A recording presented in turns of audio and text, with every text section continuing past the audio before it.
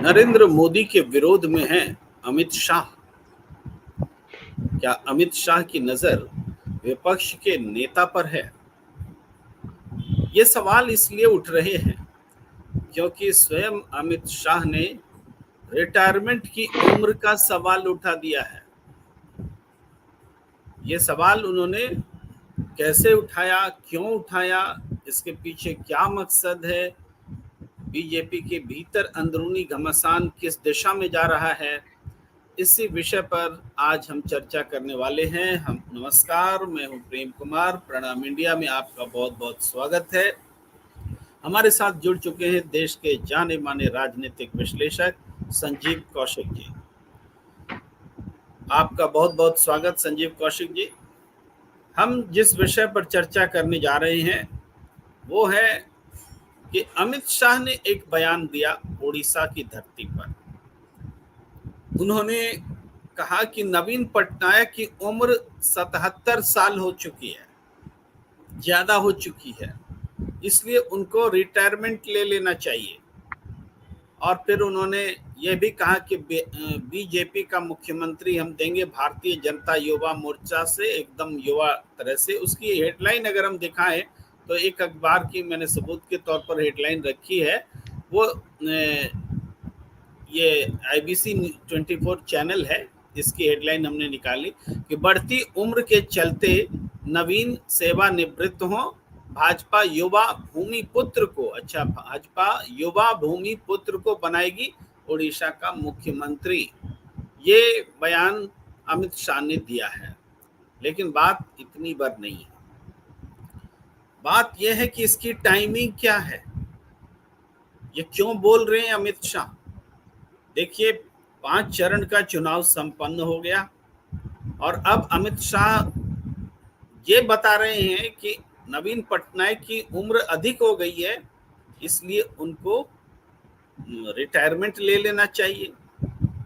ये बात किसी को भी समझ में आएगी कि अमित शाह नवीन पटनायक को नहीं बोल रहे हैं। अमित शाह भारतीय जनता पार्टी में जो प्रधानमंत्री का चेहरा है नरेंद्र मोदी को बोल रहे हैं, जो अगले साल 75 साल के होने वाले हैं। विपक्ष जिस पर सवाल उठा रहा है, अब अमित शाह खुलकर तो बोल नहीं सकते कि नरेंद्र मोदी जी को रिटायरमेंट ले लेना चाहिए, तो वो नवीन पटनायक के बहाने बोल रहे हैं। इस पर कांग्रेस के नेता ने चुटकी ली है, कुछ लिखा है पी चिदम्बरम ने, वो हम आपकी स्क्रीन पर लाना चाहते हैं कि देखिए पी चिदम्बरम ने क्या लिखा है। पी चिदम्बरम ने लिखा है when Mr. Amit Shah said that Mr. Naveen Patnaik should retire because of advanced age, 77 years, was he throwing a hint to Mr. Narendra Modi, 73 years 7 months, in case the BJP formed the government? It seems that Mr. Amit Shah will be the happiest person if the BJP did not form the government, and he, not Mr. Modi, will sit as the leader of the opposition. इसका हिंदी में हम आपको मतलब समझाते हैं, हालांकि आप सब समझदार हैं, इसको समझ भी लेते हैं और इंग्लिश हमसे बेहतर आप जानते हैं। कह रहे हैं पी चिदम्बरम जी कि अमित शाह ने कहा है कि नवीन पटनायक को रिटायरमेंट लेने देना चाहिए क्योंकि उनकी उम्र अधिक हो गई है। ऐसा कहते हुए क्या वो नरेंद्र मोदी जी को हिंट कर रहे हैं कि बीजेपी सरकार अगर बनती है, in case the BJP form the government, उस केस में, उस स्थिति में जब बीजेपी सरकार बनाती है तो क्या ये नरेंद्र मोदी जी के लिए हिंट है? वो कहते हैं, अगला पैराग्राफ बहुत महत्वपूर्ण है। ऐसा लगता है, पी चिदम्बरम कह रहे हैं कि ऐसा लगता है कि अमित शाह सबसे खुश व्यक्ति होंगे अगर बीजेपी सरकार नहीं बनाती है, और वो तब विपक्ष में नेता पद पर, विपक्ष के नेता पद पर बैठेंगे, नरेंद्र मोदी विपक्ष का नेता नहीं होंगे। पॉइंट समझ में आ रहा है संजीव कौशिक जी? ये 2-3 बातें एक साथ हैं।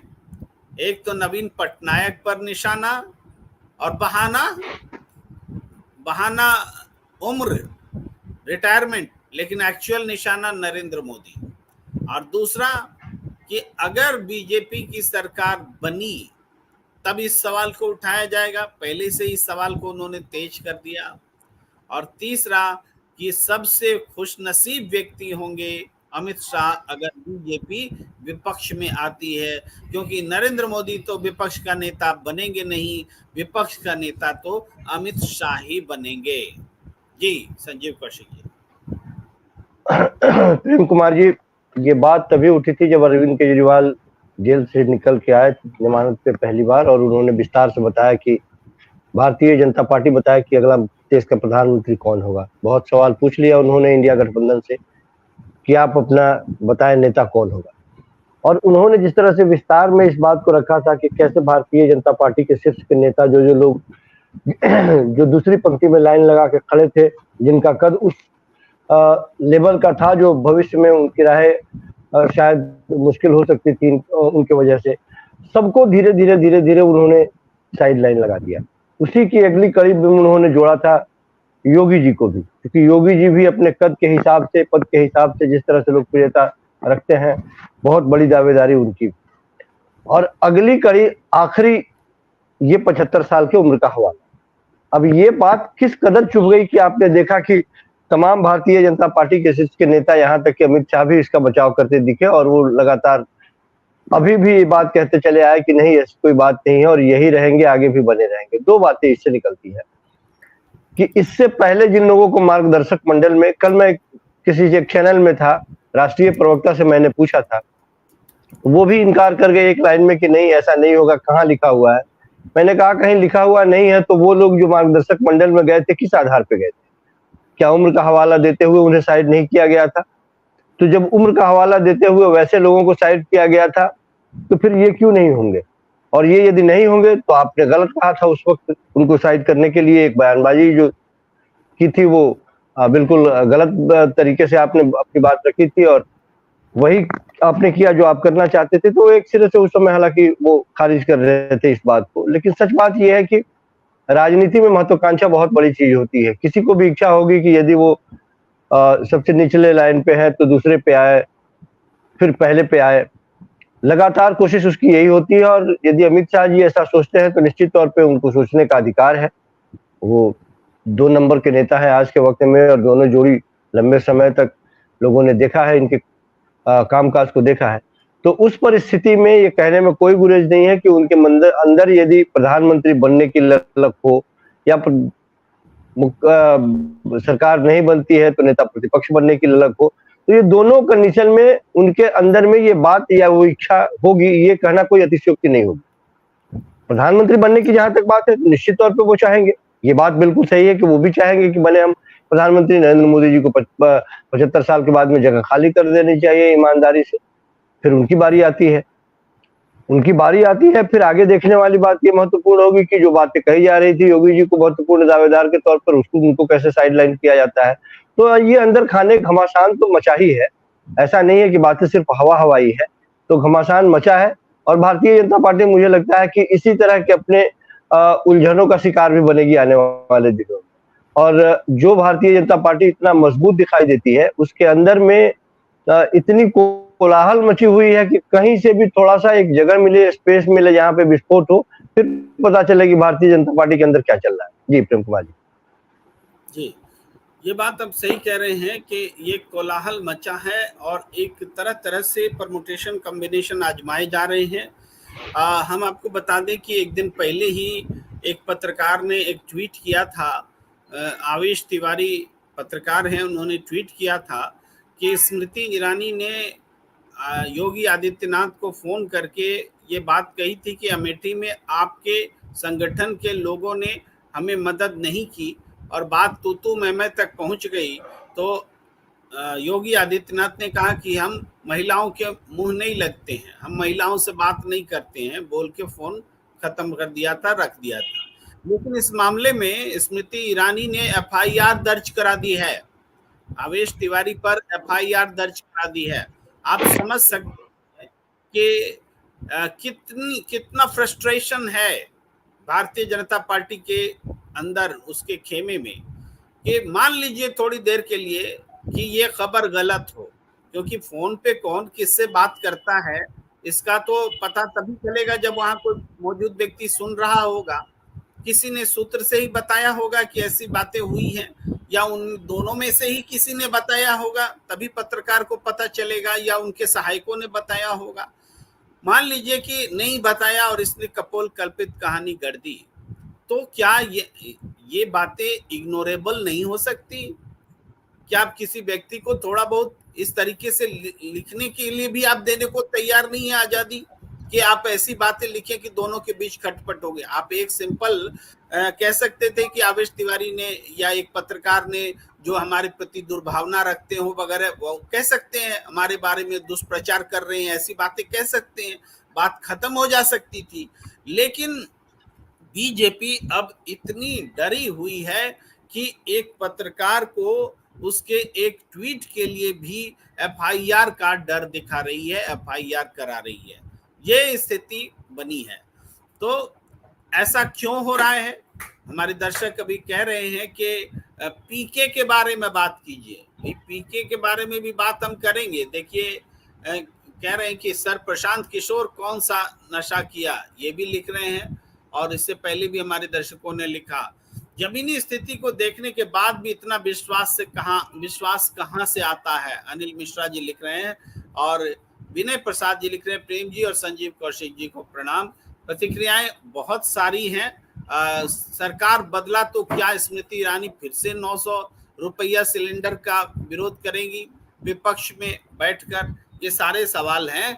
और प्रमोद मांकर जी लिख रहे हैं, मोदी को सत्ता से हटा सकते हो पर आरएसएस के सिस्टम को कमजोर करना कठिन काम होगा। मैं संजीव कौशिक जी इस सवाल को लेकर आपके पास आता हूं कि एक ऐसी स्थिति में जबकि भारतीय जनता पार्टी 5 चरण का चुनाव पार कर चुकी है और रिजल्ट क्या है सबको अंदर खाने पता है कि क्या रिजल्ट होने वाला है।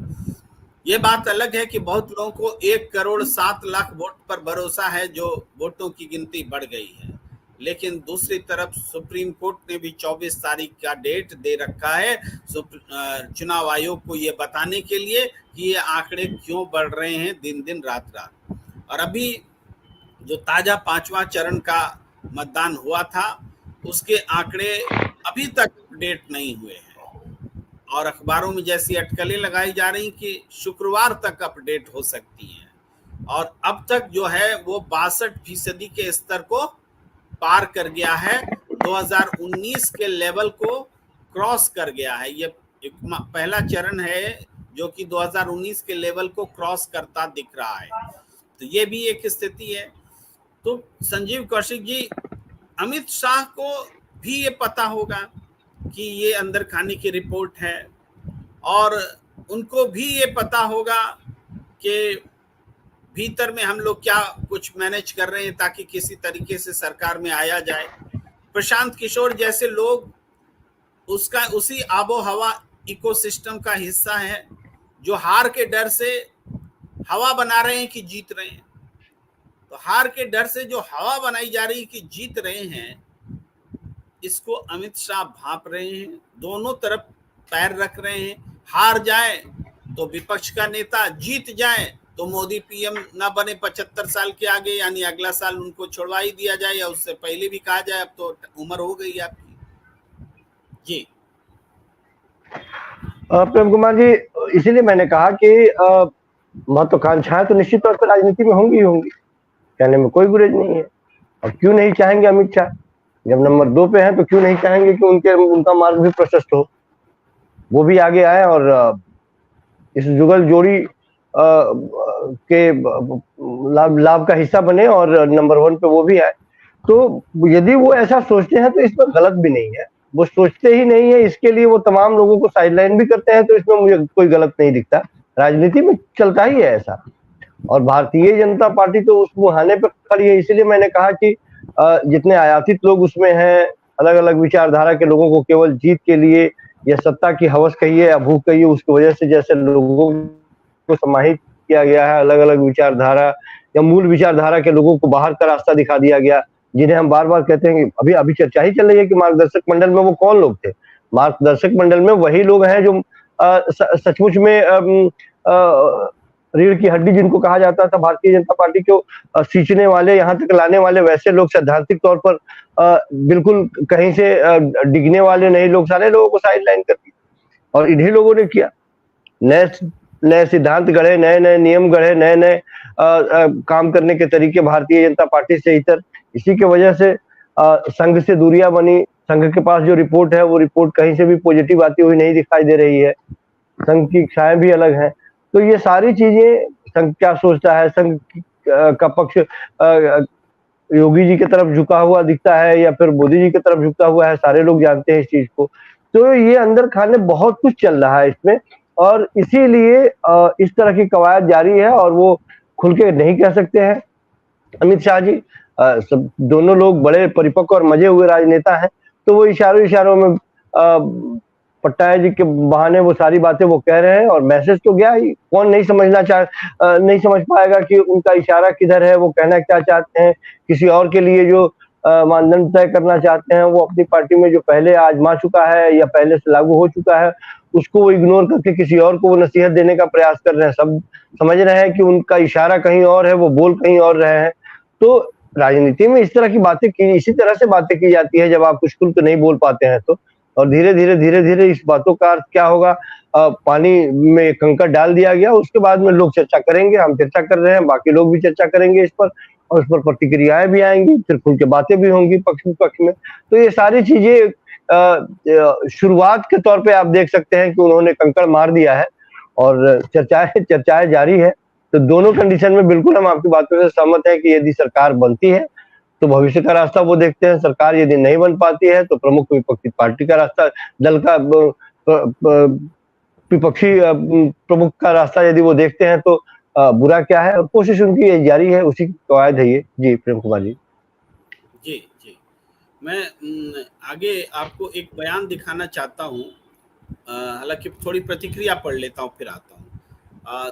देखिए, एक तो विनय प्रसाद जी लिख रहे थे कि संजय सिंह पत्रकार हैं, रोज जो चैनल पर आते हैं और 10 साल से मैं देख रहा हूँ, एक तरफा ही बोलते हैं, कभी नहीं देखे कि दोनों तरफ की बात रखते हो। और नंदलाल जी कह रहे हैं प्रशांत किशोर ने जो कुछ कहा है उसके समय पर ध्यान दिया जाना चाहिए। जब तक चुनाव आयोग मतदान का प्रतिशत नहीं बढ़ाया था तब तक मौन था। एके लिख रहे हैं पीके का रिमोट खो गया है इसलिए उनका दिमाग खराब हो गया है। फरहान मोहसिन कह रहे हैं कि प्रशांत किशोर भाजपा का एजेंट है। प्रशांत किशोर की सारी असलियत बिहार क्या पूरा देश समझ चुका है। योगेंद्र जी सच्चे विश्लेषक हैं।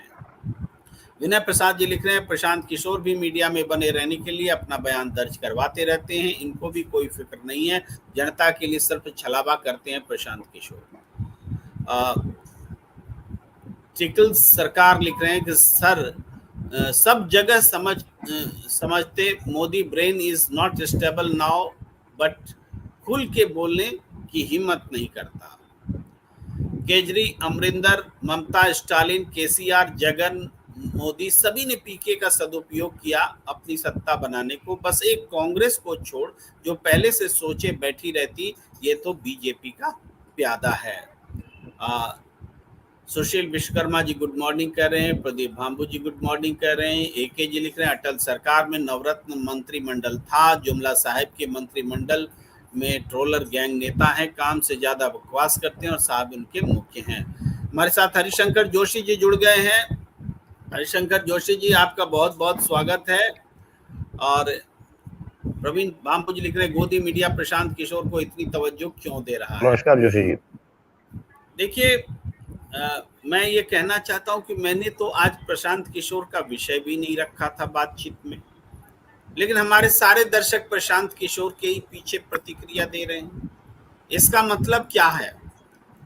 इसका मतलब है कि प्रशांत किशोर कामयाब है अपनी बातों को जनता में रखने में और फैलाने में। और आप ये समझिए कि प्रशांत किशोर ने जो बातें कही हैं आज पूरी मीडिया में वो दिख रहा है।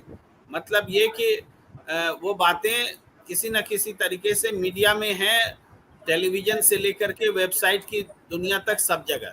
मैं आपको एक स्नैपशॉट दिखाता हूं कि प्रशांत किशोर को अभी अगर आप गूगल करें तो सबसे पहले ये आपको दिखेगा प्रशांत किशोर के बारे में। प्रशांत किशोर ने बताया कितनी सीटें जीतेगी बीजेपी, बोले पीएम मोदी के खिलाफ कोई नाराजगी नहीं। लोकसभा चुनाव पर आ गई प्रशांत किशोर की भविष्यवाणी, कितनी सीटें जीतेगी बीजेपी। इस तरीके से सभी बड़े बड़े जो वेबसाइट और मीडिया घराने हैं प्रशांत किशोर को हेडलाइन बना रहे हैं। हमारे दर्शकों के मनोविज्ञान पर, हमारे देश के वोटरों के मनोविज्ञान पर इसका असर पड़ता है। ये हमारे दर्शक भले कह रहे हो कि प्रशांत किशोर पर ध्यान मत दीजिए, लेकिन ये कहते हुए भी आप ध्यान दे रहे हैं, इस बात को ध्यान दीजिए। तो जब हम चर्चा करते हैं तो हम इस बात की परवाह नहीं करते कि किस पर ध्यान दे रहे हैं, किस पर नहीं दे रहे हैं। हम उसके तात्कालिक और दीर्घावधि परिणामों पर चर्चा करते हैं। मैं आपको अब एक इससे थोड़ा सा हट करके एक बयान दिखाना चाहता हूं। जोशी जी आप भी सुनिए कि आपने थोड़ी देर पहले सुना था कि 2 दिन पहले कि संबित पात्रा ने कहा था कि भगवान जगन्नाथ मोदी भक्त हैं। फिर कुछ समय बाद उन्होंने कहा स्लिप ऑफ टंग, जुबान फिसल गई। तो जुबान तो देवताओं के इसमें फिसलती है। वो तो अपना खुश कर दिया मोदी जी को कि कहीं सरकार बनी तो हम एमपी बनेंगे पहली बार, तो मुझे पोजीशन मिलेगा मंत्रिपरिषद में, 9 रत्नों में पोजीशन मिलेगा। तो 9 रत्न में दावेदारी करके उन्होंने कहा कि बयान हमारा फिसल गया था। लेकिन अमित शाह जी का जो कह रहे हैं, एक तरफ तो अमित शाह जी रिटायरमेंट का सवाल उठा रहे हैं, दूसरी तरफ अमित शाह जी कह रहे हैं कि कोणार्क मंदिर नरेंद्र मोदी के कारण मशहूर हुआ। लेकिन इसमें आपको सुनाते हैं और इसकी माने मतलब हम आपसे पूछने आए कि अमित शाह जी गाली सुनवाना चाहते हैं क्या नरेंद्र मोदी को? मैं यहाँ पर बात ले जाना चाहता हूँ कि कोणार्क मंदिर नरेंद्र मोदी के नाम से फेमस हुआ, ये सुन करके उड़ीसा के लोग किसको कोसेंगे? भाई अमित शाह को से ज्यादा तो नरेंद्र मोदी को कोसेंगे कि देखो अपना सिपह सलार से हमारी अपनी चापलूसी करवा रहा है। तो अब अमित शाह भी अगर बोल दे कि मेरी जुबान फिसल गई तो बात अलग है, लेकिन अब तक उन्होंने कहा नहीं है। आप सुन लीजिए कि क्या कह रहे हैं अमित शाह, ये सुनना बहुत जरूरी है।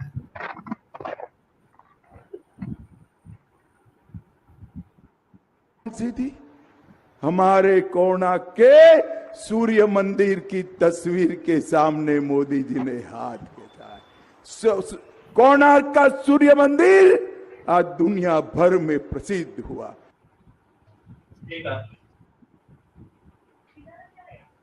दुनिया भर के नेता मोदी जी के साथ हाथ मिलाकर फोटो खिंचाते थे, दुनिया भर के नेता। इसके पीछे तस्वीर कौन सी थी? हमारे कोणार्क के सूर्य मंदिर की तस्वीर के सामने मोदी जी ने हाथ। कोणार्क का सूर्य मंदिर आज दुनिया भर में प्रसिद्ध हुआ। तो कोणार्क का सूर्य मंदिर दुनिया भर में प्रसिद्ध हो गया, नरेंद्र मोदी जी ने प्रसिद्ध करा दिया।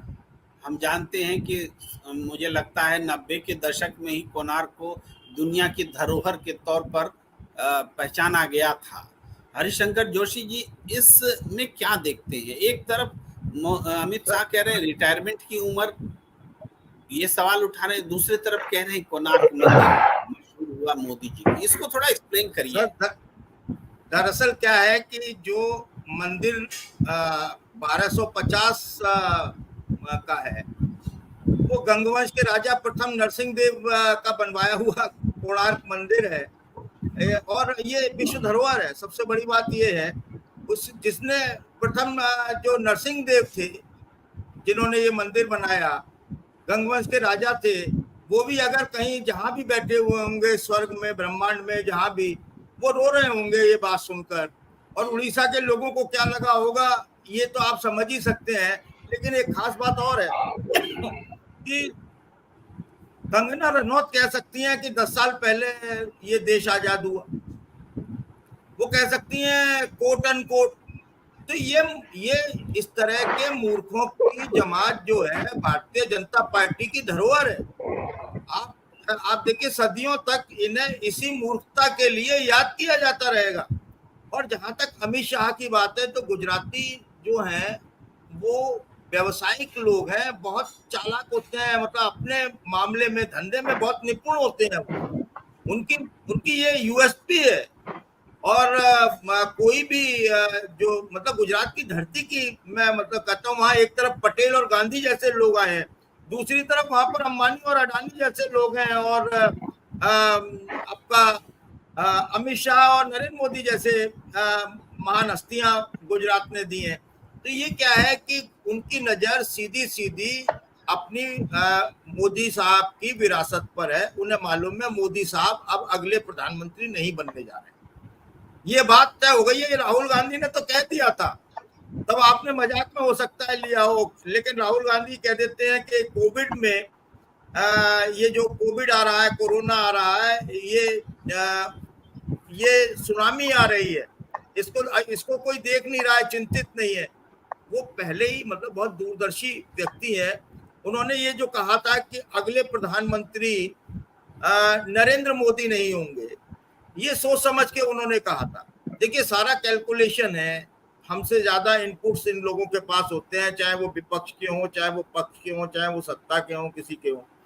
तो जो स्थिति बन रही है, जिस तरीके से जिस पोजीशन पर आज भारतीय जनता पार्टी लोकसभा चुनाव 2024 में खड़ी हुई है, उसमें एक बात बिल्कुल साफ है। पहली बात तो यह है कि ये 200 से नीचे जाएंगे या 200 से ऊपर जाएंगे। अगर मान लीजिए ये कोई ऐसे फिगर के आसपास आ गए जो 272 से थोड़ा नीचे का फिगर है, तो फिर जोड़ तोड़ करके जब सरकार बनेगी तो नरेंद्र मोदी सरकार में प्रधानमंत्री नहीं होंगे, क्योंकि उनको कोई स्वीकार नहीं करेगा। अब अलग अलग प्रयास है। आप क्या सोचते हैं, शिवराज सिंह चौहान क्या उस रेस में नहीं है? क्या राजनाथ सिंह उस रेस में नहीं है? नितिन गडकरी क्या उस रेस में नहीं है? नितिन गडकरी के बारे में एक बात कह दी जाती है कि साहब उनका स्वास्थ्य अच्छा नहीं है, वो कहीं भी गिर पड़ते हैं, ऐसा व्यक्ति प्रधानमंत्री के पद पर शोभायमान नहीं हो सकता। लेकिन शिवराज सिंह चौहान की को कैसे आप वो मोदी जी से सीनियर है, और अमित शाह जो है वो बिल्कुल उस दो वजन एक जान जैसी स्थिति है। अब उन्हें लगने लगा है कि मोदी जी जाते जाते इतना निस्ताबूद करके जा रहे हैं कि मेरे लिए तो कुछ छोड़कर ही नहीं जा रहे हैं, मैं खाऊंगा ना खाने दूंगा। जब उनकी ये स्थिति आएगी कि मैं ना खाऊंगा, यानी ना जब मैं प्रधानमंत्री बनूंगा तो ना मैं प्रधानमंत्री अपनी पार्टी में किसी को बनने दूंगा, तो वो ऐसी स्थिति में भारतीय जनता पार्टी को पहुंचा के जा रहे हैं। ये बात अमित शाह को भी नजर आ रही है, बाकी नेताओं को भी नजर आ रही है, और कोई ये नहीं चाहता कि आप नरेंद्र मोदी रुके राजनीति में। अब कहते हैं कि झोला उठाकर चले जाएं, और वैसे भी मार्गदर्शक मंडल वाली उनकी उम्र होने वाली है चुनाव में, तो वो प्रधानमंत्री का जबरदस्ती का चेहरा है, निश्चित तौर पर इस बात पर भी उठेंगी। और चूंकि अब वैसे तो स्पष्ट बहुमत के साथ इंडिया गठबंधन सत्ता में आता हुआ दिखाई दे रहा है, जो वर्तमान स्थितियां हैं। सर, जो सबसे मजबूत किला था वो दरक चुका है भारतीय जनता पार्टी का। उत्तर प्रदेश में बहुत संकुचित होकर, बहुत सीमित होकर अगर नुकसान का अंदाज लगाएं तो 32 सीटें 5 चरण तक नुकसान उठा चुका है, 32 सीटों का। और बाकी सीटों पर वो नहीं है, 2-4 सीटों को छोड़कर बाकी सब में कड़ा संघर्ष है। ऐसी स्थिति में अमित शाह क्यों नहीं प्रधानमंत्री बनना चाहेंगे? सपना तो उन्हें भी देखना चाहिए। सपना तो चौधरी चरण सिंह ने भी देखा था, सपना तो चंद्रशेखर ने भी देखा था। जोशी जी, आप थोड़ी सी इस बात को स्पष्ट करें, क्योंकि मुझे समझ में नहीं आ रही बात कि बहुमत भी नहीं आ रही है बीजेपी को, और फिर अमित शाह का सपना भी देख रहे हैं प्रधानमंत्री बनने का, और रेस भी एक आर्टिफिशियल खड़ी हो गई है कि शिवराज सिंह भी बनेंगे, गडकरी भी बनेंगे। ये बात हमारी समझ में नहीं आ रही है।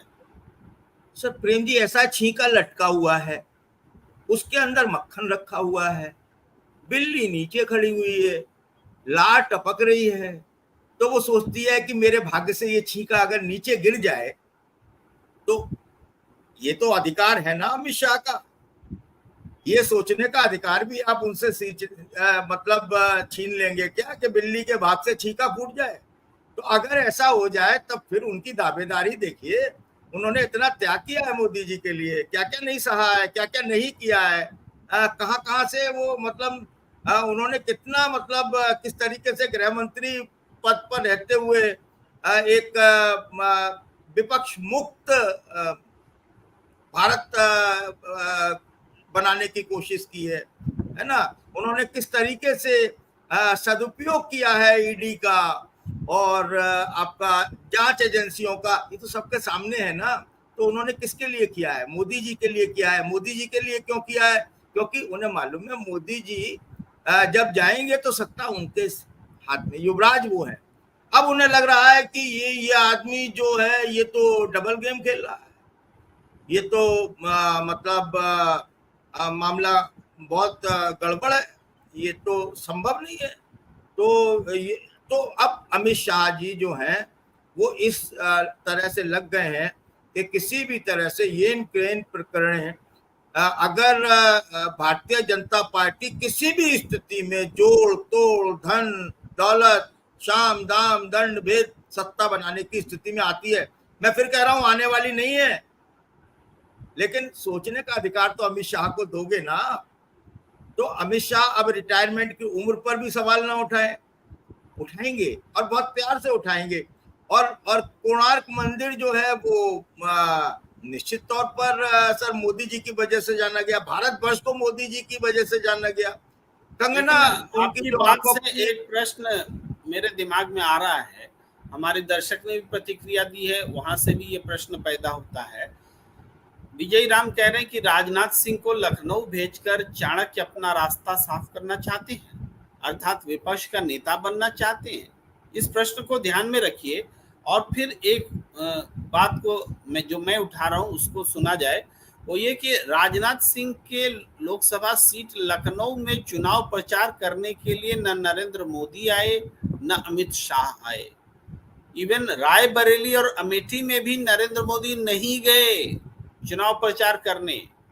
तो क्या लगता है अमेठी और रायबरेली की तरह अमेठी और रायबरेली में नहीं जाने का तो मतलब है एक छूट दे देना, मान लेना कि वो तो जीत ही रहे हैं।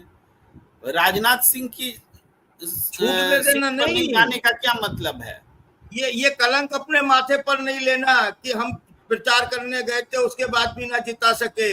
छूट दे देना नहीं है प्रेम जी। ये मैंने दूसरी पंक्ति में सुधार किया, ये मान लेना कि वो जीत रहे हैं इसलिए नहीं जा रहे हैं, ये मैंने कहा। और जी उसके बाद क्या इसी तरीके से लखनऊ में अगर इसका मतलब लगाया जाए या इसका कुछ और मतलब है? लखनऊ में क्यों नहीं गए अमित शाह, नरेंद्र मोदी जी? अमित शाह भी नहीं गए लखनऊ रैली करने। भाई देखिए, अमित शाह के तो राजनाथ सिंह कॉम्पिटिटर है, उनसे सीनियर है और ज्योतिषियों ने भी बता दिया होगा कि राजनाथ सिंह की कुंडली आपसे प्रबल है, तो वो क्यों जाएंगे? वो तो उपाय करा रहे होंगे कि राजनाथ सिंह किसी तरीके से मुक्ति हो जाए, हार जाए राजनाथ सिंह लखनऊ में। उनकी इच्छा होगी अमित शाह की राजनाथ सिंह लखनऊ में हार जाए।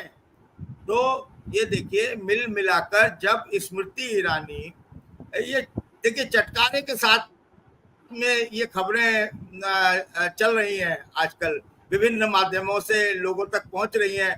ये सच है या झूठ है कोई नहीं जानता, लेकिन ये सच है कि चटकारे के साथ तमाम सोशल मीडिया में और गॉसिप्स में ये खबर बड़ी तेजी से चल रही है। कल आपने बताई थी अपने रात्रि के शो में कि स्मृति ईरानी ने योगी आदित्यनाथ जी को फोन किया, मुख्यमंत्री जी को फोन किया। अब देखिए वो मठाधीश हैं, गोरखपुर पीठेश्वर हैं, उनको फोन करके इस तरीके की बात की जाती है भला कि आपकी वजह से मैं हार रही हूं, या जो भी काम, वो एग्जैक्ट शब्द मुझे याद नहीं है, आपने कल अपने शो में भी दिखाए थे। तो ये चर्चा चल रही है। इसका मतलब क्या है? इसका मतलब ये है कि हताशा जो है इन सब में भारतीय जनता पार्टी के लोगों में घर कर गई है। मेरे पास एक व्यक्ति का फोन आया, बोले जोशी जी मैं बताऊं आपको हमारा आकलन क्या है। संघ के व्यक्ति हैं, बड़े पदाधिकारी, बोले 230 सीटें आ रही हैं। मैंने कहा जी बधाई हो, भारतीय जनता पार्टी की 230 सीटें आएंगी और इसके ऊपर नहीं जा रही हैं। लेकिन सरकार भारतीय जनता पार्टी की बनेगी। मैंने कहा हाँ जी, चुनावी बॉन्ड का बहुत पैसा है, बन सकती है, और हम तो चाहते हैं कि देश हिंदू राष्ट्र बन जाए ताकि वो थोड़ा सा और खुले। बोले और बताएं, संघ की आज की तारीख में पहली पसंद जो है वो शिवराज सिंह चौहान है। अब आप बताइए कि अमित शाह विपक्ष के नेता बनेंगे या शिवराज सिंह चौहान बनेंगे या राजनाथ सिंह बनेंगे या कौन बनेगा? और योगी जी अच्छी तरह जानते हैं कि वो अगर आराम से केक वॉक दे देंगे उत्तर प्रदेश में, तो शपथ लेने के 48 घंटे बाद वो मुख्यमंत्री नहीं होंगे। ये बात वो जानते हैं। ये बात केजरीवाल तो अब कह रहे हैं, लेकिन दूसरे नेता आप कह रहे हैं। ये बात तो पहले से ही उठी हुई है। तो इस स्थिति में क्यों योगी आदित्यनाथ जाएंगे? और सर, ये जो कुल्हाड़ी है, जो काटने वाली कुल्हाड़ी है, उसमें जो लकड़ी का दस्ता है, जो लकड़ी लगती है, वो योगी आदित्यनाथ हैं। वो कुल्हाड़ी में से लकड़ी अलग हो गई तो वो कुल्हाड़ी का जो ऊपर का हिस्सा है जो काटता है, वो किसी काम का नहीं रहता। अमित शाह के पास में अब वो तो है लकड़ी काटने की कुल्हाड़ी, लेकिन लकड़ी का दस्ता जो होता है वो उनके पास में नहीं है। ये एक बहुत वो है, उन्होंने वो दस्ता निकाल लिया। आप उत्तर प्रदेश की हालत देखिए क्या है। आप कल्पना नहीं कर सकते थे, मैं कल्पना नहीं कर सकता था। जब आपसे पहली बार इस शो पर बात हुई थी प्रेम कुमार जी, तब आपको याद होगा मैंने कहा था कि अगर ये 62 सीटों पर भी रोक दें भारतीय जनता पार्टी के रथ को, विजय रथ को, तो बहुत बड़ी उपलब्धि होगी। उत्तर प्रदेश इतना भर कर दे, उत्तर प्रदेश से इतना भर कर दें ये समाजवादी पार्टी और कांग्रेस और इंडिया गठबंधन मिलके कि जो पुरानी परफॉर्मेंस थी उसके वहीं पर रोक सकें। तो और अगर वहां नहीं रोक पा रहे हैं तो जितना कम से कम बढ़त मिल सकती है उतना मिलने दें। फिर हमने धीरे से कहा नहीं, 62 से कम हो रही हैं, 2-3 सीटें तो कम से कम और खिसक रही हैं। आज क्या स्थिति है? आज हम ये कहने की स्थिति में है कि हर जगह कड़ा मुकाबला है और 32 सीटों पर 5 चरण तक की वोटिंग में कांग्रेस बहुत आगे दिखाई पड़ रही है। ये आज हम कहने की स्थिति में है। अब हमारे बहुत सारे मित्र एक ही सवाल उठाते हैं कि राष्ट्रीय चुनाव आयोग का क्या होगा, ईवीएम का क्या होगा, ये जो सेटिंग हुई है, ये जो आंकड़े बढ़े हैं, इनका क्या होगा? इनका होगा, इनका भी होगा, इनका भी हिसाब होगा, लेकिन पहले सत्ता से ये चले जाएं। और इस बार जो सुनामी है, जो फूलपुर में, जो प्रयागराज में, जो आजमगढ़ में जो दिखाई दे रहा है, जो नागरिकों का सैलाब दिखाई दे रहा है, जो लहर दिखाई दे रही है, अब आगे आने वाले 7वें और 8वें चरण में तो कोई गुंजाइश बचती नहीं है। ये नुकसान कितना बड़ा होगा? मैंने एक बार शायद यहाँ पर या किसी चैनल पर मैंने बोल दिया था कि ये चुनाव का उत्तर प्रदेश में 2019 जो है वो उल्टा हो सकता है। तो देखिए जोशी जी, नंदलाल जी आपको आगाह कर रहे हैं। जोशी बाबा, अभी चुनाव खत्म नहीं हुआ है। चुनाव पूर्व सरकार बनने की चर्चा इंडिया गठबंधन को नुकसान पहुंचा सकता है। अभी भाजपा की चर्चा शुरू हुई है, कल गठबंधन पर आ जाएगा। छठे चरण पर ध्यान रखना है, ये बात नंदलाल जी कह रहे हैं। और अशोक शर्मा जी कह रहे हैं कि जोशी जी, अभी आज की तारीख में जबकि 2 चरणों का मतदान होना शेष है, 4 जून के बाद विपक्ष का नेता कौन होगा, किसकी सरकार बनेगी, क्या अतिरेक नहीं होगा? और विजय राम जी कह रहे हैं, जोशी जी, योगी जी का जाना तय है, सरकार इंडिया गठबंधन बनने पर भी ये पूछ रहे हैं। A lot of hypothetical equation and questions are raising in political field, but what and which will stick on will come on the ultimate day. Lakshmi Narayan ji कह रहे हैं। ये सारी बातें हमारे सामने। अनिल पटेल जी कह रहे हैं, मैनिफेस्टो बहुत बड़ा काम कर गया जिसमें सच्चाई दिखाई देती है, जुमला नहीं। अब मैं थोड़ा सा विषयांतर भी करना चाहता हूँ, वो ये कि अभी जो चर्चा नरेंद्र मोदी जी ने अपने लिए संबित पात्रा के बहाने या अमित शाह जिस बहाने भी जो कोणार्क को मशहूर करने वाली बात मोदी जी के लिए कही है, क्या ये अनायास है? क्या नरेंद्र मोदी जी ने ऐसा नहीं है कि उन्होंने स्वयं मान लिया है कि वो भगवान हैं और उनको ये सुनना अच्छा लगता है और सब लोग उनको भगवान भगवान बोले? अभी बहुत चर्चा में है वो यूट्यूब वो बातचीत का हिस्सा जिसमें रूबिका लियाकत ने नरेंद्र मोदी से पूछा था तो कि आपको एनर्जी कहाँ से आती है इतनी, तो उन्होंने कहा था कि जब तक माँ जिंदा थी तब तक मुझे लगता था कि मैं बायोलॉजिकली मतलब उनका बेटा हूँ, इस तरह से उनका भाव था। उनके चले जाने के बाद अब उनको ऐसा लगता है कि परमात्मा ने उनको भेजा है कुछ ऐसा करने के लिए, इसलिए उनको ऐसी शक्ति भी दी है जो आम लोगों के पास नहीं होती, वो नरेंद्र मोदी के पास होती है। तो ये मैं इस बाइट को थोड़ा सुना देता हूँ, फिर आपकी टिप्पणी लेता हूँ। लॉजिकली मुझे जन्म दिया गया है। माँ के जाने के बाद फिर से पहले जब तक माँ जिंदा थी मुझे लगता था कि शायद बायोलॉजिकली मुझे जन्म दिया गया है। माँ के जाने के बाद इन सारे अनुभवों को मैं जोड़ करके देखता हूं तो मैं कन्विंस हो चुका हूं। गलत हो सकता हूं, लोग लेफ्टिस्ट लोग तो मेरे धज्जियां उड़ा देंगे, मेरे बाल नोच लेंगे। मैं कन्विंस हो चुका हूं कि परमात्मा ने मुझे भेजा है। ये ऊर्जा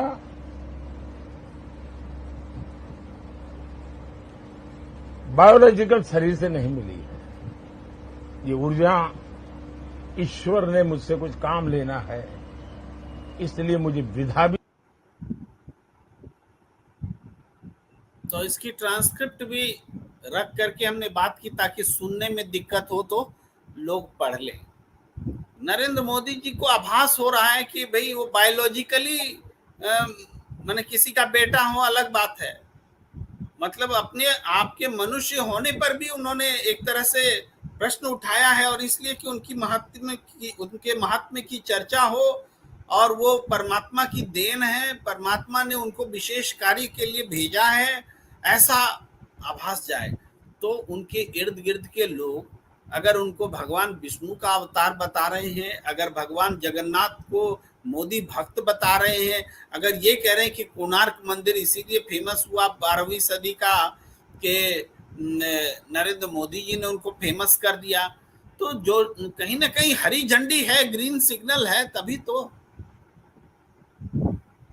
सर देखिए ऐसा है, जब पूरे नवरत्नों को पूरे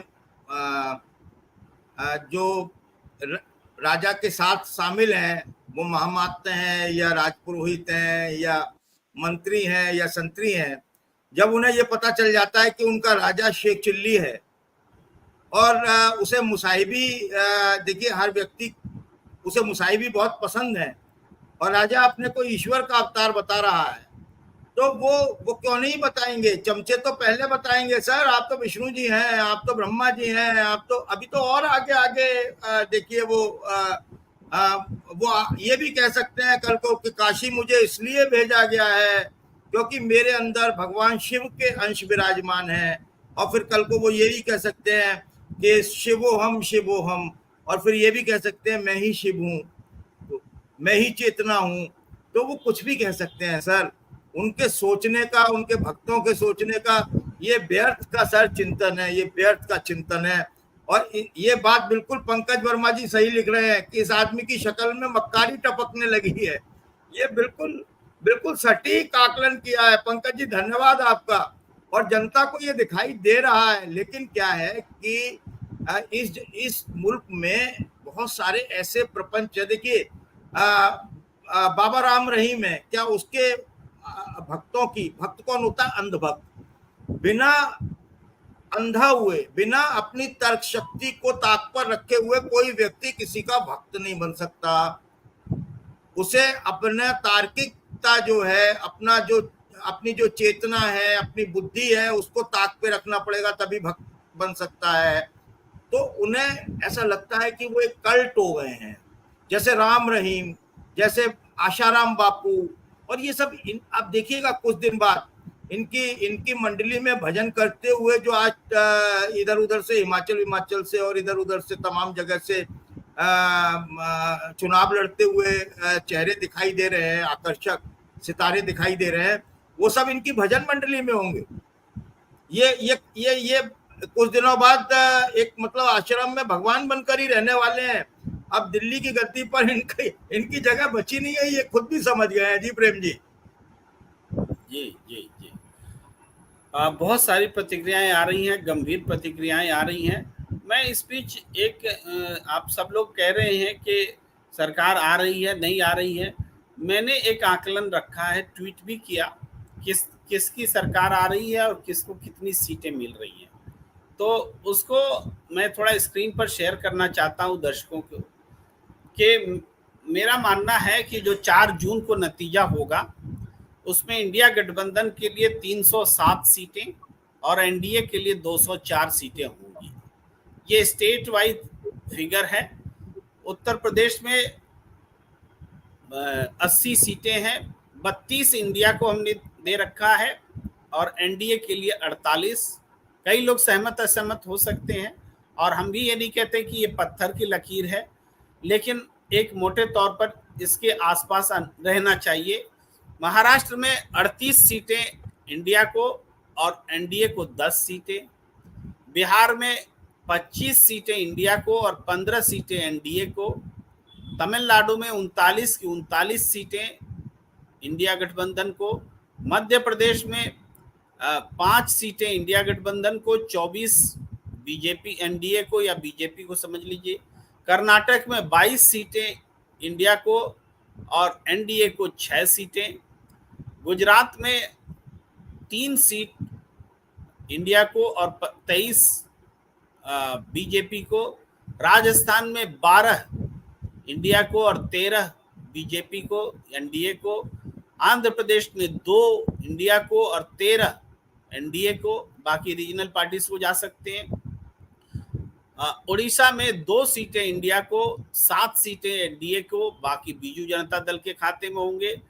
तेलंगाना में 12 सीटें इंडिया को, 4 एनडीए को, केरल में 20 की 20 सीट इंडिया गठबंधन के पास, झारखंड में आधा आधा 7-7 बंटवारा, पंजाब में 11 इंडिया को और 2 अन्य खाते में हो सकता है शिरोमणि अकाली दल हो या कोई निर्दलीय हो, लेकिन शिरोमणि अकाली दल के लिए हमने छोड़ी है। और छत्तीसगढ़ जो है 5 इंडिया को, 6 एनडीए को, हरियाणा में 9 सीटें इंडिया गठबंधन को, 1 सीट एनडीए को, और उत्तराखंड में 2 सीट और इंडिया को और 3 सीट एनडीए को, हिमाचल प्रदेश में 2-2। इस तरीके से बाकी फिर छोटे छोटे स्टेट हैं, लेकिन दिल्ली की चर्चा कर ले, दिल्ली में 7 सीटें हैं, 5 सीटें इंडिया गठबंधन को और 2 बीजेपी को जा सकती हैं। जम्मू कश्मीर में 6 की 6 सीटें इंडिया गठबंधन को जा रही हैं। असम में 14 सीटें हैं, उसमें 5 इंडिया गठबंधन और 7 बीजेपी या एनडीए को जा रही है। इसके अलावा जो छोटे छोटे स्टेट हैं, मैं थोड़ी और बातें इसको हटाकर स्क्रीन हटाकर कर लूं कि 2-4 मोटे तौर पर बातें कि जो 2 सीटें या 2 से कम 1 सीट वाले प्रदेश या केंद्र शासित प्रदेश हैं, उसमें इंडिया गठबंधन का दबदबा रहने वाला है। मोटे तौर पर 13 सीटें इंडिया गठबंधन को और 9 सीटें बीजेपी को जाती दिख रही हैं छोटे छोटे स्टेट्स में, जहां 1 या 2 सीटें हैं। 22 सीटों में 13 और 9 के तौर पे बंटवारा होता दिख रहा है, ये हमारा मानना है।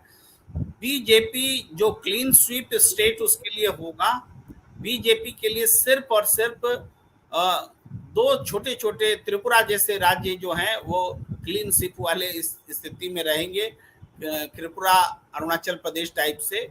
लेकिन कोई भी बड़ा स्टेट ऐसा नहीं बीजेपी को मिलने जा रहा है जिसमें वो क्लीन स्वीप कर रही है, जबकि इंडिया गठबंधन स्पष्ट रूप से केरल और तमिलनाडु में क्लीन स्वीप कर रहा है। ये चीजें बता रही। दहाई का आंकड़ा मैं देख पा रहा हूं, दहाई का आंकड़ा बीजेपी को सिर्फ 2 स्टेट में मिल रही है, एक उत्तर प्रदेश, दूसरा मध्य प्रदेश। इवन बिहार में भी एनडीए को तो है, 15 सीटें तक जीत सकती है, लेकिन बीजेपी को दहाई मिलेगा इसमें संदेह है। यानी देश में 2 के अलावा तीसरा स्टेट नहीं है जहां बीजेपी दहाई अंक हासिल करता दिख रहा है, जबकि इंडिया गठबंधन के पास सर राजस्थान में भी दहाई तक जा सकते हैं, जाएंगे। हाँ, ये तीसरा स्टेट में उससे मिस और गुजरात भी है सर, गुजरात भी है। मैंने लिखा भी है। मुझे बोलने में मेरे से गलती हुई, क्षमा कीजिए, आपने ठीक ध्यान दिलाया। उत्तर प्रदेश, मध्य प्रदेश, गुजरात और राजस्थान, ये 4 स्टेट हैं, बल्कि 2 नहीं 4 स्टेट हैं जहां पर की दहाई का आंकड़ा मिलता दिख रहा है। और बाकी 9 स्टेट हैं जहां इंडिया गठबंधन के 9 या 11 है, मैं गिनती करूंगा, देखूंगा वो उस पूरे चार्ट को देख के, कि इंडिया गठबंधन को दहाई से ज्यादा का आंकड़ा मिलता दिख रहा है। तो ये पूरा चुनाव जो है, ये चुनाव ये बता रहा है कि पलट चुका है। वो एक तरफ कभी 400 पार उधर नारा दिया जा रहा था, वो नारा फेल हो चुका है। अब उस नारे को बचाने के लिए पीके, प्रशांत किशोर जैसे लोगों को आगे किया जा रहा है, ताकि बचे हुए 2 जो चुनाव के चरण हैं उसमें परफॉर्मेंस बहुत पुअर ना हो जाए। ये 2 चरणों को बचाने के लिए ये किया जा रहा है, चुनाव बचाने के लिए नहीं, 2 चरण में अपनी उपस्थिति को बचाने के लिए ये कोशिशें हो रही हैं। जी हरिशंकर जोशी जी। देखिए ऐसा है, पीके जो हैं वो मालूम नहीं पीके हैं या प्रशांत हैं, लेकिन 4 लोग ऐसे हैं जो हमेशा 5 साल तक, मतलब जब तक सत्ता रहती है मोदी जी की, तो वो झंडा विरोध का झंडा उठाए रहते दिखाई देते हैं। और लेकिन आपातकाल जब भी होता है तो वो मोदी जी के साथ खड़े हुए दिखाई देते हैं। इन 4 राष्ट्रीय राजनीतिक शख्सियतों के आज मैं नाम बताना चाहता हूं अपनी ऑडियंस को, सर अगर आप इजाजत दें तो। बिल्कुल, बहुत मतलब मैं दृष्टता कर रहा हूं, उसमें पीके नंबर 1 है या नंबर 4 है, नंबर आप खुद डिसाइड कर लीजिए। एक है राकेश टिकैत, बहुत स्पष्टता के साथ कह रहा हूं। एक है राजदीप सर देसाई, और सर एक है ओवैसी साहब। ये 4 जो है रहस्यमयी शख्सियत हैं जो विभिन्न कारणों से, अपने लाभ हानि से और दूसरी वजहों से, ये भारतीय जनता पार्टी और मोदी जी को खास तौर पर फायदा पहुंचाने के लिए हमेशा तत्पर रहते हैं। जी, इसलिए पीके साहब जो कह रहे हैं उसको जनता अब समझ चुकी है कि पीके जो कह रहे हैं उसके क्या मायने हैं। पीके के पास जो फंडिंग है वो कहाँ की है, ओवैसी के पास जो फंडिंग है वो कहाँ से आ रही है। और सर राजदीप सरदेसाई को फंडिंग नहीं आ रही है, लेकिन राजदीप सरदेसाई के अपने खेल काटे होंगे। बहुत मूर्धन्य पत्रकार हैं, बहुत बड़े आदमी हैं, लेकिन उन्होंने वो जो कर रहे हैं वो पिछले विधानसभा चुनावों में देखा है आपने, वो जो वीडियो वायरल करवाया था वो षड्यंत्र का हिस्सा थे। और सर राकेश टिकैत, कोई भी सक्सेसफुल आंदोलन हो, वो आंदोलन जब मतलब सरकार के लिए खतरा बन जाएगा तो वहां राकेश टिकैत की एक ड्रामेटिक एंट्री होती है। ये लोग सब ड्रामेटिक एंट्री वाले हैं, गाली देते हुए घुसते हैं और बाद में उस आंदोलन को चकनाचूर कर देते हैं। ये 4 शख्सियतें, पूरे देश को इन 4 शख्सियतों से सावधान रहना चाहिए। कांग्रेस को तो आस्तीन में पालने की आदत है, हम कुछ नहीं कर सकते सर। जी प्रेम जी। जी, दर्शक की प्रतिक्रिया भी थोड़ी बहुत ले लेते हैं। अब्दुल रहीम खान लिख रहे हैं, Shahid Badshah so his hating his ruined friend. Ashok Sharma ji लिख रहे हैं, प्रेम जी चुनाव परिणाम आने तक कोई भी कयास ही है, कोई भी बात, कोई भी जो भी हम आकलन रख रहे हैं वो भी कयास ही है, ऐसा कह रहे हैं। कयास, आकलन, संभावना। जी, एके जी लिख रहे हैं, धर्म व्यक्तिगत आस्था का मामला है और राजनीति गंदा है और धंधा भी। बिल्कुल सही। बैजनाथ प्रसाद जी लिख रहे हैं, प्रेम जी आपका आकलन लगभग ठीक है। और बैजनाथ जी आज बहुत दिनों बाद आए। चलिए बैजनाथ जी बताएंगे। ब्रह्मा विष्णु महेश मोदी जी का अंश है, आगे हमको इनके मंत्री यह कहते हुए भी जल्दी सुनाई देंगे।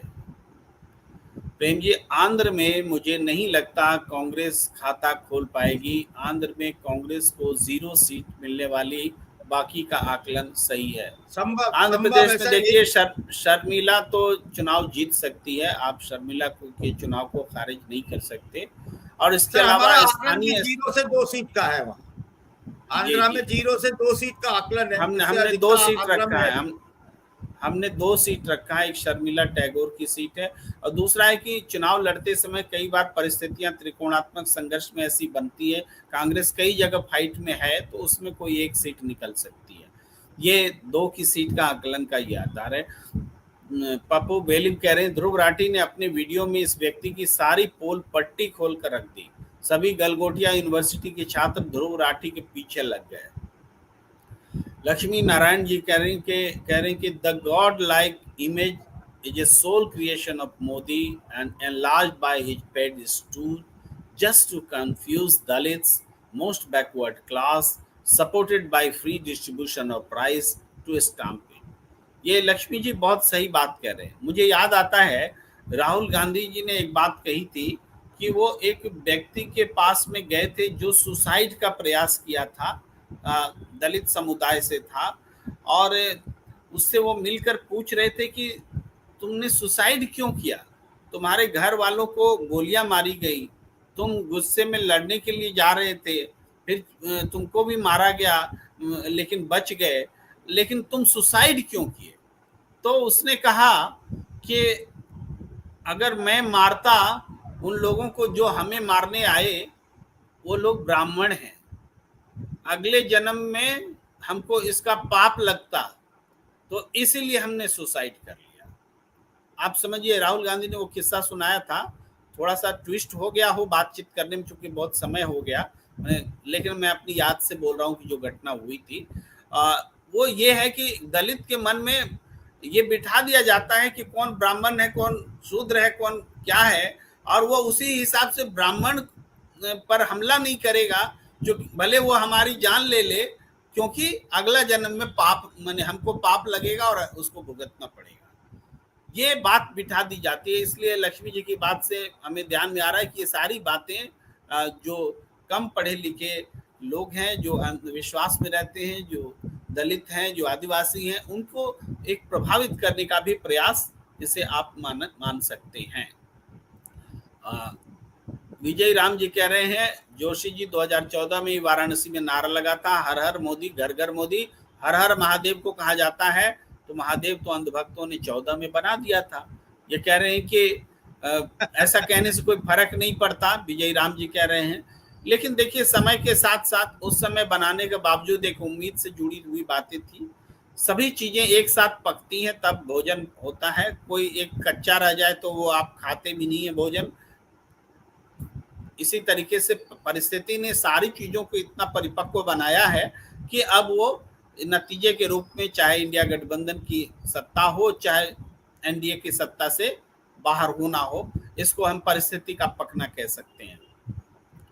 पंकज वर्मा जी लिख रहे हैं, हम लोगों को तो कुल मिलाकर भारत से नफरत की राजनीति से आजादी चाहिए, जल्द से जल्द यह आदमी गद्दी छोड़े और कोई लोकतांत्रिक सरकार इस देश की बागडोर संभाले। एक ही लिख रहे हैं, मोदी जी अंगुली माल है, सब वोटर की उंगली निकाल के गले में हार बना के पहन लिया तो क्या, तो फिर उंगली माल होगा तो कोई गौतम बुद्ध भी तो होगा, कोई हृदय परिवर्तन करने वाला।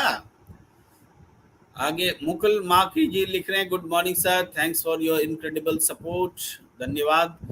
पप्पू बेलिम जी कह रहे हैं आपका आकलन इस चुनाव के हिसाब से बिल्कुल सही है।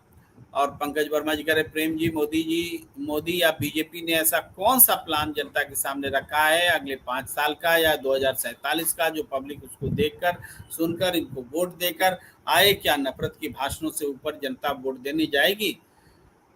बात तो आप सही कह रहे हैं, लेकिन उनका होता है कि हम तो विकास कर रहे हैं, 2047 तक दुनिया का नंबर 1 बना देंगे देश, और हमारा देखिए शेयर बाजार स्टॉक मार्केट उछलता है जब मोदी जी खुश होते हैं, उनकी सरकार आने की संभावना रहती है। जैसे ही मोदी सरकार जाने की संभावना आती है तो उसको वो आशंका समझ लेते हैं और शेयर मार्केट जो है डाउन होने लगता है। तो इन दिनों शेयर मार्केट बहुत डाउन हो रहा है, देखिएगा सोना का भाव और शेयर मार्केट में उल्टा संबंध होता है। Reciprocal relationship is there in between gold and share market और स्टॉक मार्केट। सोना का भाव अगर 74,000 पार कर गया है तो शेयर मार्केट गिरेगा, शेयर मार्केट जब चढ़ेगा तो सोना का भाव गिरेगा। ऐसा इसलिए होता है कि जब शेयर मार्केट से पैसा निकलता है तो कहाँ इन्वेस्ट करें, तो गोल्ड सबसे मुफीद होता है। लोग गोल्ड में मुफीद कर लगाते हैं पैसा और गोल्ड चढ़ जाता है। अभी गोल्ड चढ़ा हुआ है, शेयर मार्केट गिर रहा है। ये ट्रेंड बताता है कि मोदी सरकार से की जाने की आशंका है। तेंजी घोटे जी लिख रहे हैं, सर अमेठी कौन जीत रहा है? लगभग 1.5 लाख वोट से किशोरी लाल जी अमेठी जीत रहे हैं, आप नोट कर लीजिए, 1.5 लाख वोट से। फरीद अहमद जी कह रहे हैं ईवीएम में खेल हो गया है, हर सीट पर 70,000 वोट बढ़ा दिए हैं। 70 नहीं बढ़े हैं फरीद साहब, हमने भी अनुमान लगाया था, वो 28-29 हजार का आता है। हाँ ये जरूर है कि सभी सीटों पर तो 28-29 कोई गड़बड़ नहीं करेगा, चुनिंदा सीटों पर करेगा। तो हो सकता है चुनिंदा सीटों पर 70 कर दिया गया हो और कुछ सीटों पर बिल्कुल ना किया गया हो, ये हो सकता है। लेकिन एवरेज, ऑन एन एवरेज वो 28,000 का आंकड़ा है। और ये सब बातें हमारी आशंका है, कोई प्रमाण नहीं है बातों की। जी सर देखिए, पिछली बार आपको याद होगा मछली शहर एक सीट थी उत्तर प्रदेश में, जहां पर भारतीय जनता पार्टी 128 वोटों से जीती थी, लगभग, मतलब यही था, 128 वोटों से जीती थी मछली शहर में। तो जब ऐसे मतलब किया जाता है, बेईमानी की जाती है, जो क्लोज कंटेस्ट वाली सीटें होती हैं वो फिसलने। मुझे याद है जोशी जी, मछली शहर की बात से मैं बोल रहा हूँ, मुझे याद है मैंने भी वो एक रिपोर्ट बनाई थी उत्तर प्रदेश की, और ये बताया था कि हर चौथी सीट पर चुनाव आयोग के आंकड़ों से ही या तो पड़े गए वोटों से ज्यादा गिनती हुई या पड़े गए वोटों से कम गिनती हुई। उसमें मछली शहर एक था। और यहाँ जो डिफरेंस, ये इकलौती सीट थी जहाँ काउंटिंग ऑफ वोट से जो डिफरेंस आया, वो difference that difference was greater than this 100 something votes.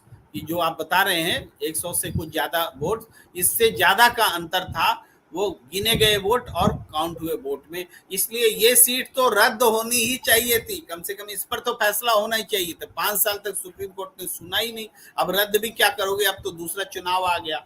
तो नंदलाल जी लिख रहे हैं, जोशी बाबा इन चारों का आपने बहुत सही चरित्र चित्रण किया है। पीके ने अपने बौद्धिक कौशल का प्रयोग लोकतंत्र की हत्या के लिए किया है, देश पीके को माफ नहीं करेगा। सहगल लिख रहे हैं, संजय सहगल, सारी की सारी बीजेपी रिटायरमेंट स्टेज पर है। और बोरकार्लिक जेल जाएगा तड़ी पार पक्का।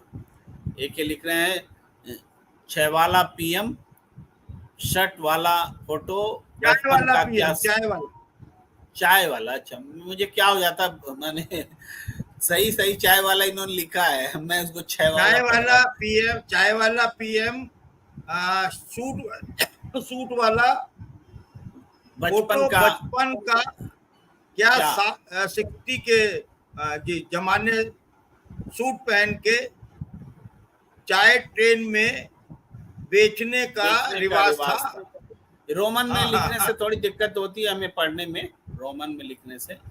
और सरबन अटवाल लिख रहे हैं, सर ये शायद धांधली करके जीत जाए तो फिर कहेंगे देखो मशहूर स्ट्रैटेजिस्ट पीके ने भी कहा हम ही जीतेंगे। तो ये कारोबारी रिलेशनशिप ही तो है, हम तुम्हें जिता देंगे, तुम हमें स्थापित कर दो, कारोबारी रिलेशनशिप ही होता है ये।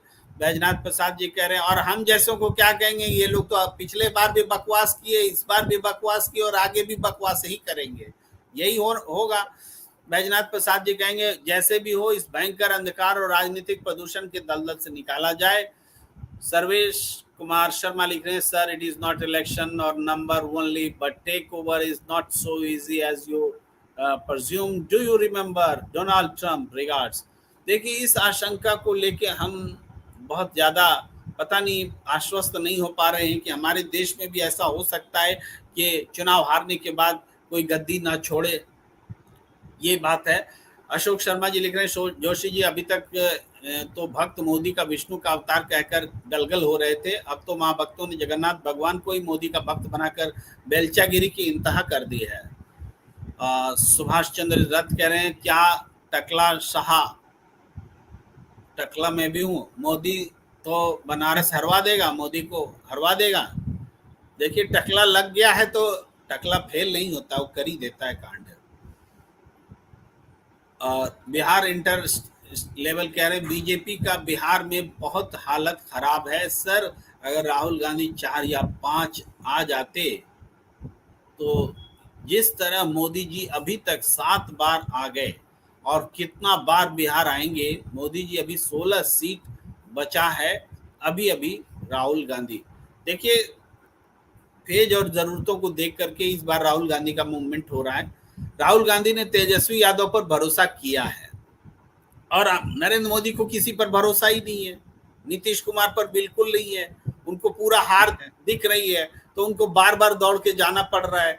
फर्क समझिए, उनका जाना प्रमाण है उनके हार का, और राहुल गांधी का नहीं जाना प्रमाण है कि तेजस्वी यादव के लीडरशिप में इंडिया गठबंधन अच्छा कर रहा है। ये स्पष्ट है, इसको देखा जाए। बिहार इंटर लेवल लिख रहे हैं बिहार में 16 सीट में अब इंडिया 12 सीट जीतेगा, मतलब बाकी 16 सीट में कह रहे हैं। हो सकता है क्योंकि जनता जब देती है तो छप्पर फाड़ कर देती है। नरेश लालवानी जी कह रहे हैं bye bye Modi and Shah. Sanjay Sehgal ji लिख रहे हैं संबित पात्रा का क्या होगा उड़ीसा में, बीजेपी कितनी सीट हारेगी। संबित पात्रा ने अपने पैर पर कुल्हाड़ी मार ली है, माफी से जनता मानेगी नहीं। भगवान जगन्नाथ के प्रति जो आस्था है उड़ीसा में वो हम जानते हैं, भगवान जगन्नाथ से ज्यादा कोई लोकप्रिय है ही नहीं। उड़ीसा में कोई दूसरे देवताओं की उतनी लोकप्रियता नहीं है जितनी भगवान जगन्नाथ की है।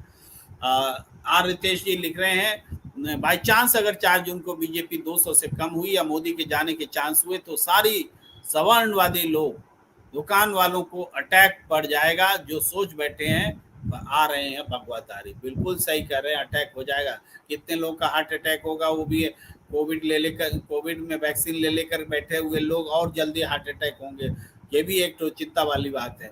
फरीद अहमद करें सर जी पिछली बार 77 सीट 70,000 से कम जीती थी, उनमें तो धांधली होगी। ये आप सही आंकड़ा दे रहे हैं 77 सीटों पर। नहीं, फरीद अहमद जी का आंकड़ा बिल्कुल सही है। फरीद अहमद जो है वो बिल्कुल सही बात कह रहे हैं और ये चिंता का विषय तो है ही है। और सर एक 17C फॉर्म है, वो क्या है? 17C फॉर्म जो होता है, जब मतदान आप देखते होंगे वोट देने जाते हैं तो साइन करते हैं एक जगह पे, तो जो साइन करते हैं यानी वोटर से साइन लिया गया वही है 17C। तो वोटर ने जो साइन किया उसका एक्चुअल वो बन गया ना कि ये इतने लोगों ने साइन किया, तो 17C में जितने लोगों ने वोट किया होगा वो एक्चुअल फिगर होता है। तो उसका मिलान ईवीएम से हो जाए तो फिर कोई धांधली की बात ही नहीं रहेगी कि कोई वोट जोड़ा गया, इसीलिए 17C इतना महत्वपूर्ण होता है। तो लेकिन क्या इसको गिन होगा, इसको मिलान चुनाव आयोग चाहता ही नहीं करना। हमें से सभी पार्टी के एजेंट्स होते हैं, सबको 17C साइन करके मिलता है, लेकिन आप जानते हैं किसी एक पार्टी का भी सभी बूथों पर आदमी नहीं होता कि सारे 17C के फॉर्म उसके पास हो, ये तो फैक्ट है। तो जब तक चुनाव आयोग 17C के फॉर्म को, साइन किया हुआ फॉर्म को, सारे कंस्टिट्यूएंसी सारे बूथ के फॉर्म को अवेलेबल नहीं कराएगा पार्टियों को, तब तक 100% मिलान तो चुनाव आयोग ही कर सकता है और उसकी इच्छा शक्ति दिखती नहीं है। लक्ष्मी नारायण जी कह रहे हैं I am of firm believe that whatever EC I do yet India Alliance will wins as voter voting pattern is 25-75, 25 to BJP, 75 to India Alliance। ये भी आप लक्ष्मी जी सही कह रहे हैं कि जो भी बेईमानियां हुई हैं अब तक, जो पैटर्न सामने आया है वो लगातार 4 वोट अगर एक पार्टी का डालते हैं तो एक उसमें से बेईमानी 3 और 1 के हिसाब से होती है। एक वोट अगर विपक्ष को तो 3 दूसरे को, इस तरह से मैंने उल्टा बोल गया, मतलब 20% बेईमानी होती है, एक बेईमानी होती है तो 3 जन जाता है, इस तरह से है। इसलिए लक्ष्मी जी सही कह रहे हैं। कविता वर्मा जी गुड मॉर्निंग कह रहे हैं। और पीके ने तो कांग्रेस की खाट वाली कैंपेन से कांग्रेस की खाट ही कड़ी कर दिया। आज हम टाइम बहुत एक्सीड कर गए हैं, क्षमा कीजिए, बहुत सारे जो प्रतिक्रियाएं पढ़ नहीं पा रहे हैं। और जोशी जी आप भी, आपके अधीर होने से मुझे ध्यान आया कि समय देखूं, तो मैंने यहाँ से महसूस किया कि आप थोड़े से अधीर हुए। तो 10:13 हो गए हैं, 13 मिनट फाजिल। तो आप सभी दर्शकों का, हरीश जोशी जी आपका और हमारे मित्र चले गए संजीव कौशिक जी, आपका सबका बहुत बहुत आभार। हमारे YouTube चैनल को प्रणाम इंडिया को लाइक कीजिए, सब्सक्राइब कीजिए, शेयर कीजिए, ज्वाइन का बटन दबाइए जोशी जी के कहने पर, और हमें दीजिए इजाजत। धन्यवाद। नमस्कार।